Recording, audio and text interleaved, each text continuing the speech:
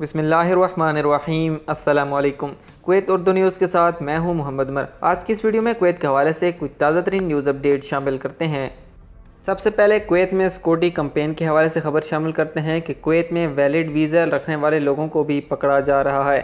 تفصیلات کے مطابق فروانیہ کے علاقے میں دکانوں اور چھوٹی مارکیٹس کے اندر کام کرنے والے لوگوں کو گرفتار کیا جا رہا ہے۔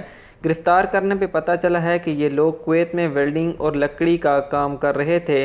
ویلڈنگ کر کے جو چھوٹی چیزیں وغیرہ بنائی جاتی ہیں یہ ان کا کام کر رہے تھے۔ منسٹری آف انٹیریئر نے بتایا ہے کہ انہیں ان افراد کے بارے میں کسی نے کال کر کے بتایا تھا کہ یہ لوگ بغیر اقامے کے یہاں پر کام کر رہے ہیں۔ ان گرفتار ہونے والے لوگوں میں کچھ ایسے تارکین وطن تھے جن کا 18 نمبر ویزا تھا اور کچھ ایسے بھی تھے جن کا اونٹ چرانے کا ویزا تھا اور کچھ بغیر ویزے کے بھی یہاں پہ سب کام کر رہے تھے۔ پولیس ذرائع نے بتایا ہے کہ تقریباً 34 کے قریب افراد کو پکڑا گیا ہے جن کا ویلڈ ویزا تھا اور وہاں مارکیٹ میں کام کرنے کی وجہ سے ان کو پکڑا گیا ہے، کیونکہ خادم کے ویزا رکھنے والے لوگ گھر سے باہر مارکیٹ میں چھپ کے کام کر رہے تھے۔ منسٹری آف انٹیریئر نے اپنا بیان جاری کرتے ہوئے ایسے کویتی جنہوں نے خادم ویزے پہ لوگ رکھے ہوئے ہیں ان کو خبردار کیا ہے کہ ایسے لوگوں پر نظر رکھیں اور اگر کسی کویتی کسی شاپ وغیرہ یا کسی اور کام کرتے ہوئے پکڑے گئے تو ان کے خلاف قانونی کارروائی کی جائے گی۔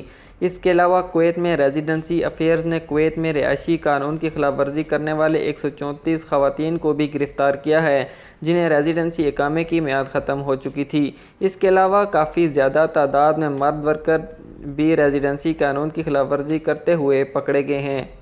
اگلی خبر شامل کرتے ہیں کہ 60 سالہ غیر ملکی افراد کے حق میں کویت کی بڑی وزارت نے بڑا مطالبہ کر دیا ہے۔ Kuwait chamber of commerce and industry نے وزیر اعظم کویت سے 60 سالہ افراد سے 2000 دینار فیس وصول کرنے سے متعلق بڑا مطالبہ کر دیا ہے۔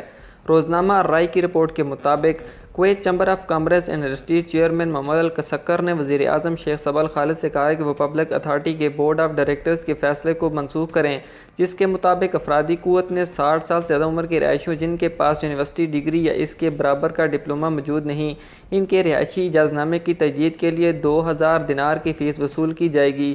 روزنامہ کے باخبر ذرائع نے بتایا کہ السکر نے باضابطہ طور پر خط کے ساتھ وزیر اعظم شیخ صبل خالد کو مخاطب کیا جس میں انہوں نے تصدیق کی ہے کہ یہ فیصلہ کویت سے ہنرمند کارکنوں کی نقل مکانی کا باعث بن رہا ہے جس سے قومی معیشت پر اس کے نمایاں اور منفی اثرات مرتب ہوں گے۔